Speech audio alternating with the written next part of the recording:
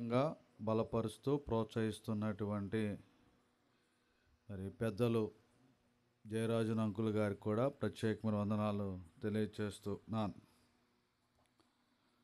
మేము ఉదయకాలమే రావాల్సినటువంటి వారమై ఉన్నాము, కానీ అనుకోని విధంగా ఒక కార్యక్రమం స్థానిక సంఘములో ఉండటం వల్ల రాలేకపోయాం. కానీ ఏది ఏమైనప్పటికీ సమయానికి ఇక్కడికి వచ్చాం. మరి ఈ వాక్యాన్ని పంచుకునే అవకాశమును దేవుడు నాకు దయచేసినందుకు చాలా సంతోషిస్తూ ఉన్నాను. అప్పుడే కొంతమంది నిద్రపోతున్నట్టున్నారు, లేదా అడవుల దీవిలో చక్కగా సముద్రం పక్కన ఉన్నారు. త్వరగా నిద్రపోతారని అనుకుంటున్నాను. నిద్రపోరుగా మీరేమి నిద్రపోలేదు? ఒకసారి చేతులు ఎత్తారు నిద్రపోని వాళ్ళందరూ. ఎత్తన వాళ్ళందరూ నిద్రపోయినట్టే. ఓకే, చాలా మంచిది. ఎవరు నిద్రపోలేదు? కొద్ది నిమిషాలు దేవుని వాక్యాన్ని మనం ధ్యానం చేసుకుందాం. మరి నా తర్వాత ఇంకా వరుసని చెప్పేవాళ్ళు ఉన్నారు, మీకేం ఇబ్బంది లేదు. సంవత్సరం పొడుగు తెల్లవారుజామున 4 గంటల వరకు ఏమి ఇబ్బంది లేదుగా మీకేమి. చాలా చల్లగా ఉంది, చాలా సంతోషంగా ఉంది. ఒక విశ్వాసాన్ని గూర్చి కొన్ని విషయాలు తెలియచేయమని సహోదరులు తెలియచేశారు. నాకు తెలిసి ఇక్కడ అందరూ కూడిన వాళ్ళందరూ విశ్వాసులా అవిశ్వాసులా? అందరూ విశ్వాసులే కదండి. విశ్వాసులకి విశ్వాసం గురించి చెప్పమన్నారు. అవును, నిజమే. విశ్వాసులకి విశ్వాసం గురించి చెప్పాలి. ఎందుకు చెప్పాలి అని అంటే, అవిశ్వాసం కలిగి ఉంటారేమోనని భయం. అవునా కదా? అందుకనే విశ్వాసమును గూర్చి తెలియచేయమన్నారు. ఇవాళ మన కుటుంబాలు చాలా అభివృద్ధి చెందుతున్నాయి. అవునండి, చాలా అభివృద్ధి చెందుతున్నాయి. ఒకప్పుడు మనము సైకిల్ మీద వెళ్ళేవాళ్ళం, ఇప్పుడు దేని మీద వెళ్తున్నారు? బండి మీద వెళ్తున్నారు. బండి మీద వెళ్ళేవాళ్ళు కారుల్లో వెళ్తున్నారు. అవునా? ఒకప్పుడు చాలా పాత రకమైన చీర కట్టుకునేవాళ్ళు, ఇప్పుడు ఫంక్షన్ అంటే 1000 రూపాయలు, 1500, అవునా, 2000 రూపాయల చీరలు కూడా కొనుక్కుంటున్నారా, కొనుక్కోవట్లేదా? చీర పక్కన పెట్టండి, అసలు జాకెట్ అయితే 3000 అంట కుట్టితే. అవునా? చీర ఏమో తక్కువ రేటు, జాకెట్ ఏమో ఎక్కువ రేటు అంట. అయినా కానీ కుట్టించుకుంటున్నారా లేదా? కుట్టించుకుంటున్నారు. ఇవాళ ఒకప్పుడు మనము చక్కగా పూరింట్లో ఉండేవాళ్ళం, ఇప్పుడు రేకులు అయిపోయినాయి, ఇప్పుడు తర్వాత బిల్డింగ్లు కడుతున్నాం. అంటే ప్రతి విషయంలో కూడా మనము అభివృద్ధి చెందుతున్నాం భౌతికంగా. అవునా కదా? అయితే విశ్వాసములో కూడా అభివృద్ధి చెందాలనేటువంటిది క్రీస్తు ప్రభు యొక్క కోరిక. దేనిలో అభివృద్ధి చెందాలి? విశ్వాసములో మనము అభివృద్ధి చెందవలసినటువంటి అవసరత అనేటువంటిది ఉన్నది ప్రియులారా. ఇవాళ చాలామంది ఆర్థికంగా అభివృద్ధి చెందాలనుకుంటారు, మంచిదే. కానీ ఆర్థికంగా కొన్న విశ్వాసములో మనము అభివృద్ధి చెందే దాని కొరకు మనం ప్రయాసపడవలసిన అవసరత అనేటువంటిది ఉంది. కానీ ఈరోజు విశ్వాసములో అభివృద్ధి చెందటం కన్నా ఆర్థికంగా అభివృద్ధి చెందేటువంటి విషయంలోనే మనం నిమగ్నమైపోతూ మన జీవితాంతము కూడా ఆర్థిక పరిస్థితులు అభివృద్ధి చెందటానికే కష్టపడుతున్నామే తప్ప విశ్వాసములో అభివృద్ధి చెందటానికి అనేటువంటిది ఆలోచన చేయటం లేదు. అపోస్తలులు క్రీస్తు ప్రభు వారిని ఒక కోరికను కోరుకున్నారు. ఏంటి ఆ కోరికనంటే, మన పరిశుద్ధ గ్రంథములో లూకాసు వార్త 17వ అధ్యాయము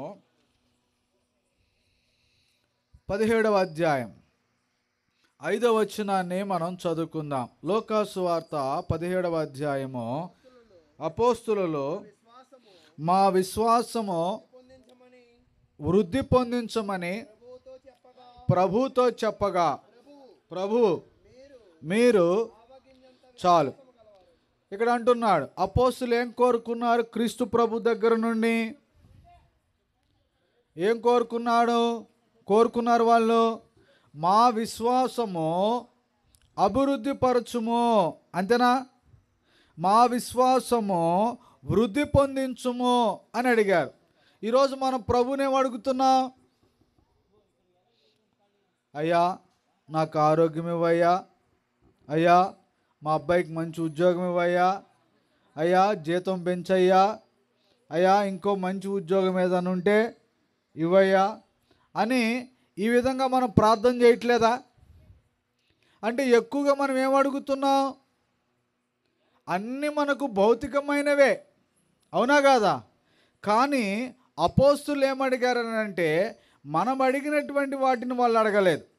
వాళ్ళు ఏమడిగారనంటే, మా విశ్వాసము వృద్ధి పొందించుము. మేము వేటిలో అభివృద్ధి చెందాలి? విశ్వాసములో అభివృద్ధి చెందాలి. ఎందుకు విశ్వాసంలో అభివృద్ధి చెందాలి అని అంటే, అపోస్తులుడైన పేతురు ఒక మాట అంటున్నాడు.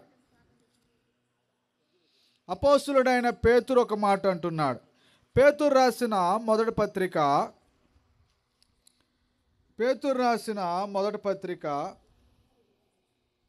1వ అధ్యాయము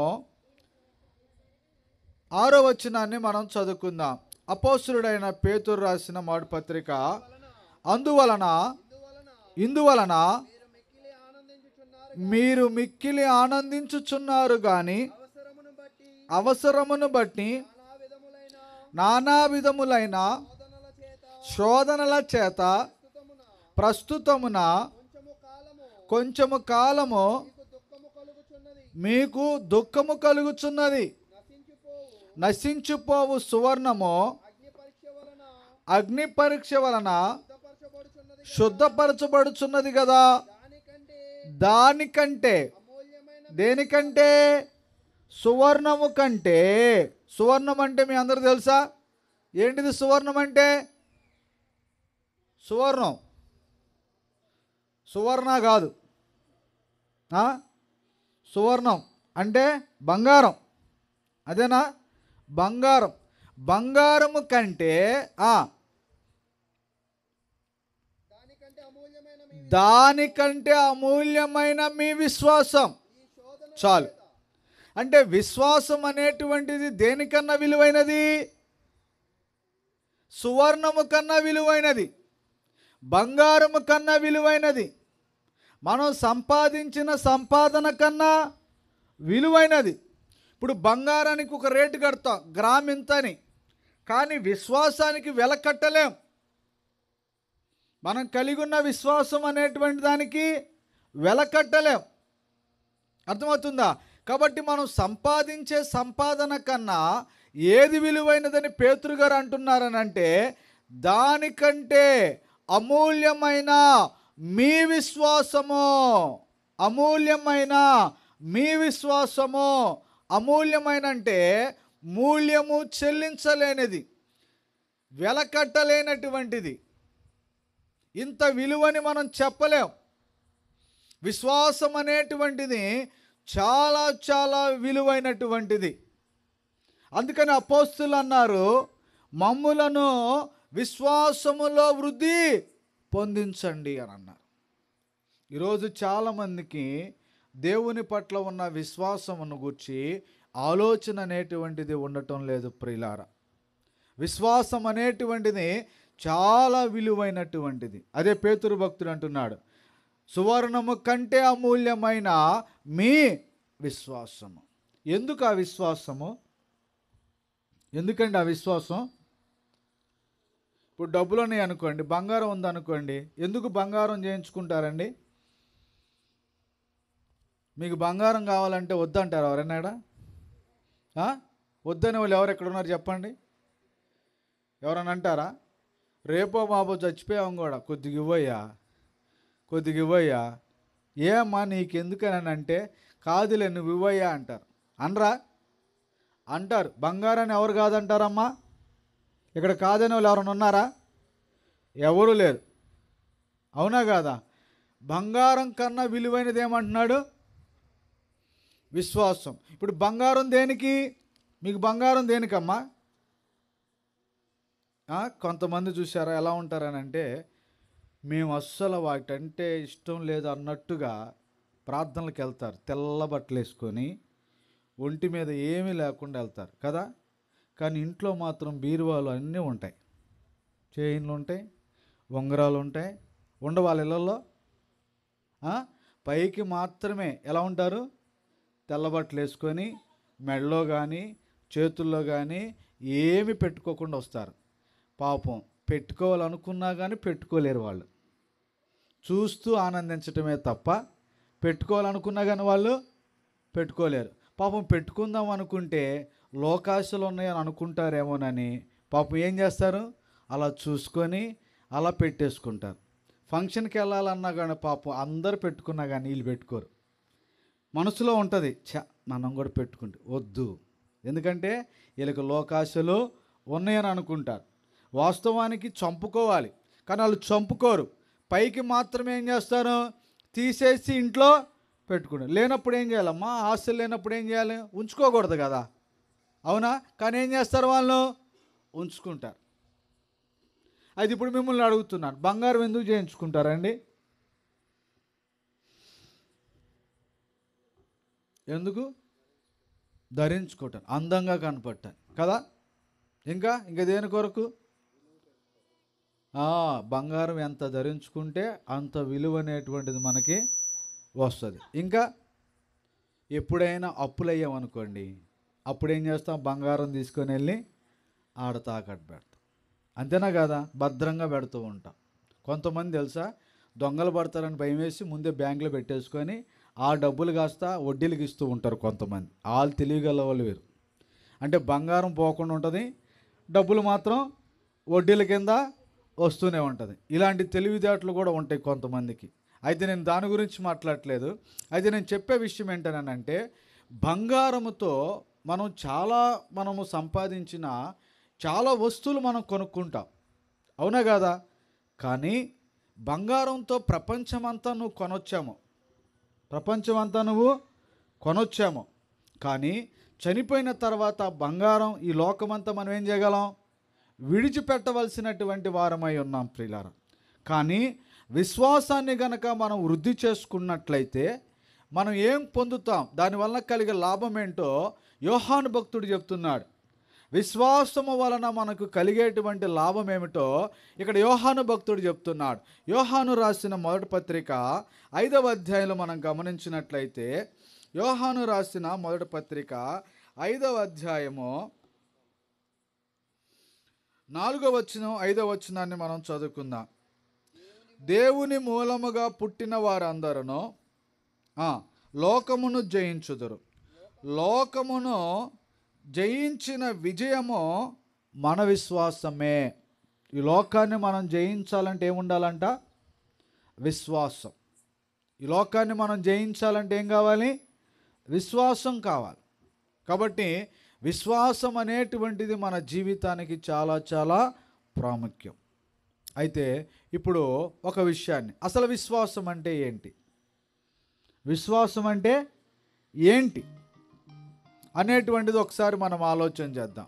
హెబ్రీయులకు రాసిన పత్రిక 11వ అధ్యాయం 1వ వచనం.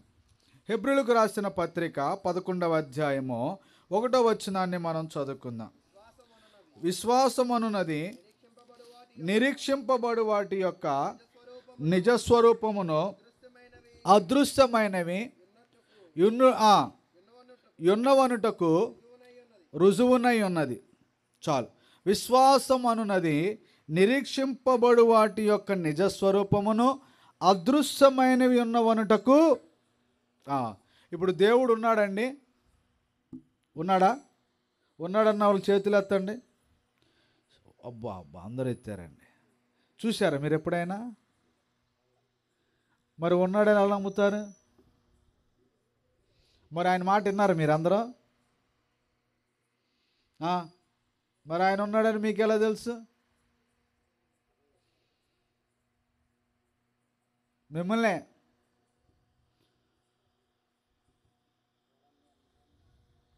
అదే నవ్వుతారండి ఆయన చూసి. చెప్పండి, దేవుణ్ణి చూడలేదు, ఆయన మాట మీరు వినలేదు. మరి ఆయన ఉన్నాడని మీరు ఎలా నమ్ముతున్నారు?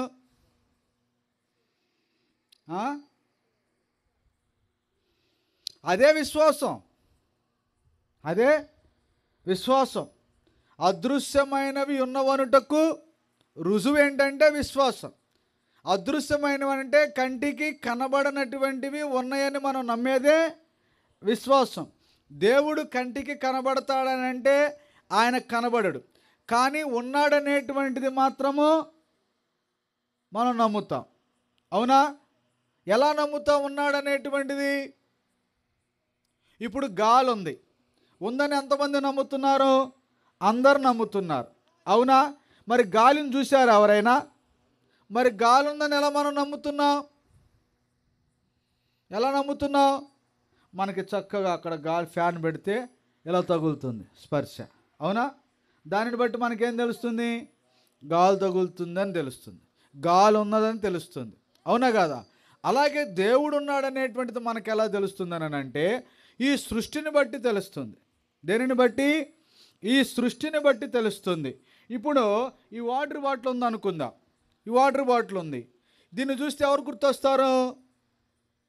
దీన్ని తయారు చేసినటువంటి వ్యక్తి గుర్తుకొస్తాడు. అంతేనా? ఏ వస్తువైనా సరే ఎవరొకరు ఏం చేయాలి? తయారు చేయాలి. తయారు చేయకుండా ఏ వస్తువు కూడా రాదు. అంతేనా కాదా?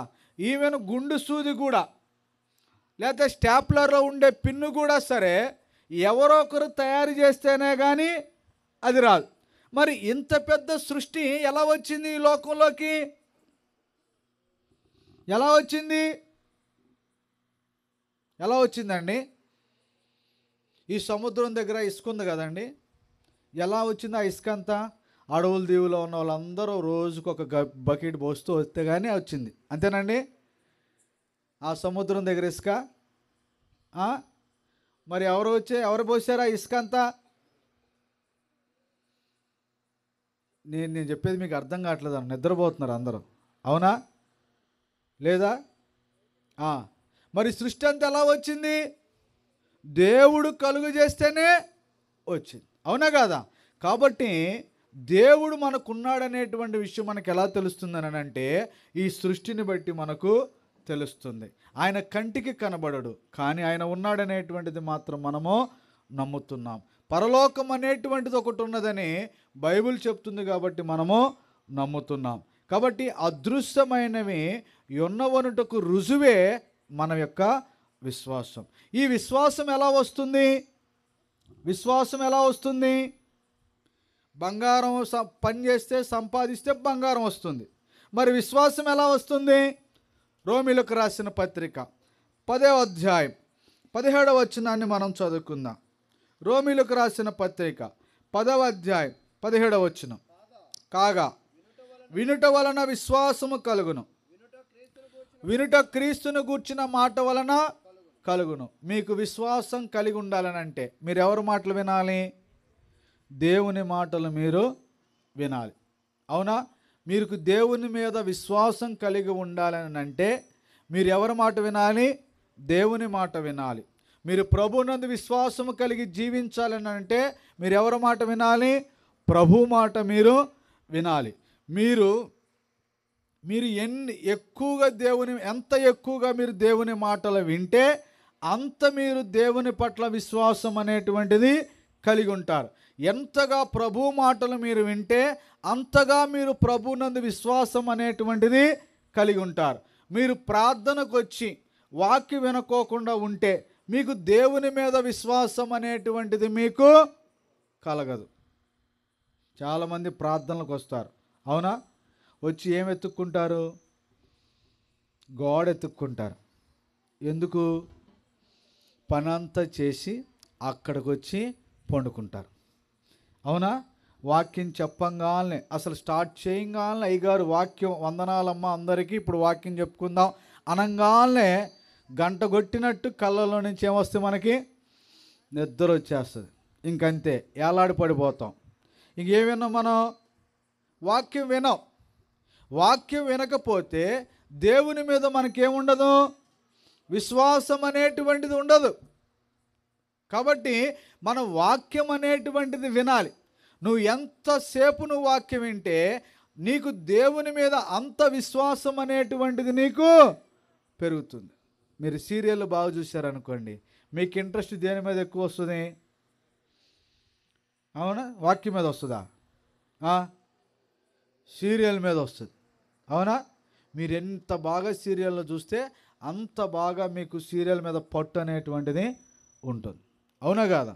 చక్క టక్క మొన్న ఒక ఆవిడ ఎవరో చెప్తున్నారు, ఆ సీరియల్లో ఆమె పేరు ఇది కదా, ఈమె పేరు అది కదా, ఆమెంటి ఇక్కడ ఉంది, ఈమెంటి అక్కడ ఉంది, వీళ్ళు నిర్ధారిస్తున్నారు. అంటే ఈమె అక్కడ ఉండకూడదంట, ఆమె ఇక్కడ ఉండకూడదంట. సరిపోతుంది అలాగంటే? వీళ్ళే చెప్తున్నారు. అది అంటే ఎంత లీనమైపోతున్నారో చూడండి సీరియల్లో. కానీ దేంట్లో ఉండట్లేదని అంటే దేవుని యొక్క వాక్య విషయంలో ఉండటం లేదు.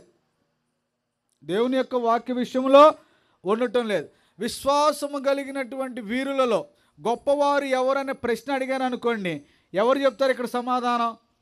గొప్ప విశ్వాసం కలిగిన వ్యక్తి బైబిల్లో ఎవరనంటే, బైబిల్లో గొప్ప విశ్వాసం కలిగిన వ్యక్తి ఎవరు?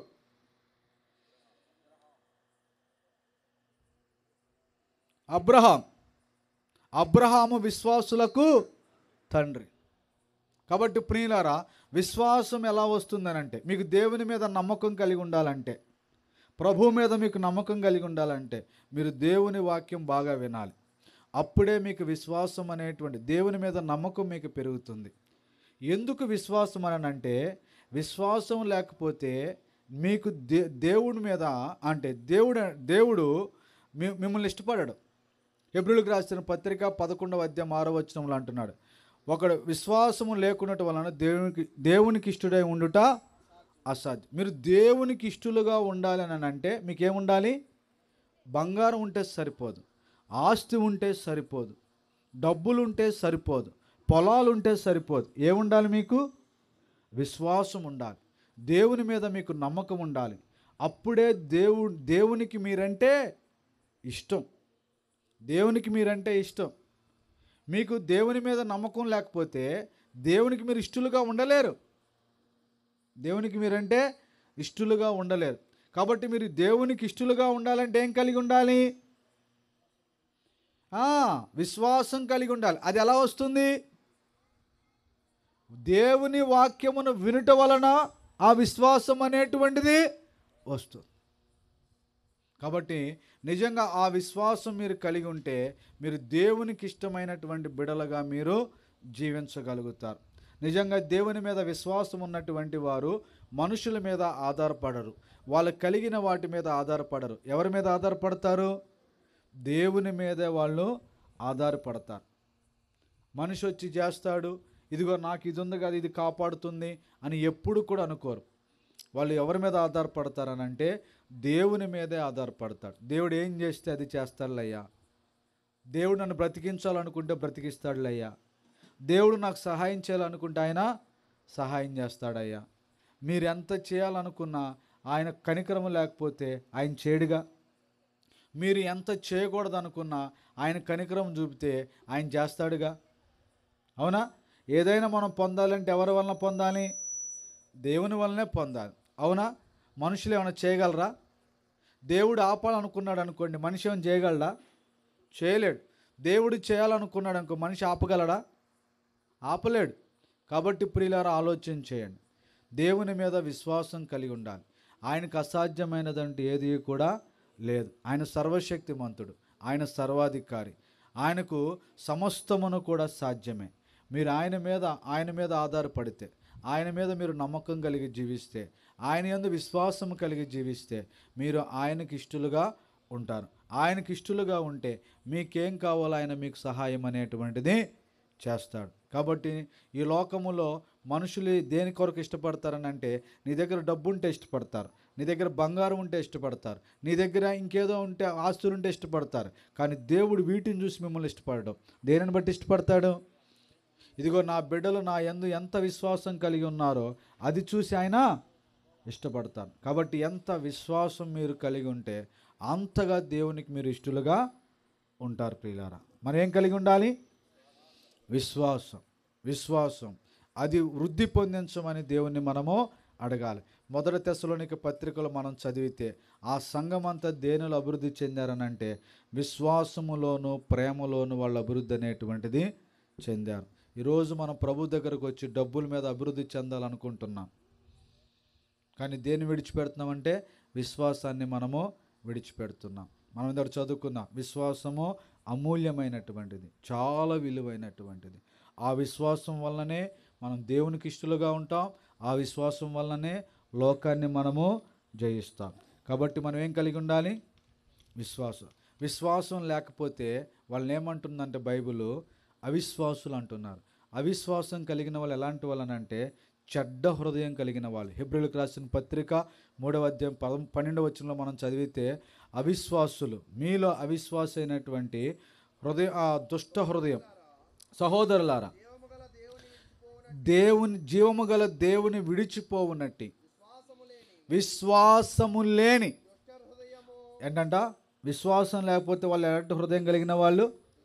దుష్ట హృదయం. అటువంటి వాళ్ళు ఉన్నారో లేదో మీలో జాగ్రత్తగా చూసుకోనండి. కాబట్టి విశ్వాసం, దేవుని మీద విశ్వాసం లేకపోతే వాళ్ళ హృదయం ఎలాంటిదంట? చెడ్డది. కాబట్టి అటువంటి చెడ్డ హృదయం మనం కలిగి ఉండకూడదు. విశ్వాసం కలిగి మనము జీవించాలి. అలా కలిగి జీవించాలంటే మనం రోజు ఏం వినాలి? దేవుని యొక్క వాక్యం మనము వినాలి. ఎంత వాక్యం మనం వింటే దేవునిపై అంత నమ్మకం మనకి ఉంటుంది. మనం దేవునికి అంత ఇష్టంగా మనము ఉంటాం. ఓపికతో విన్న మీ అందరికీ కూడా నా హృదయపూర్వకమైనటువంటి వందనాలు తెలియజేస్తున్నాను. అవకాశం ఇచ్చినటువంటి సోదరులకు కూడా ప్రత్యేకమైనటువంటి వందనాలు తెలియజేస్తూ ముగిస్తూ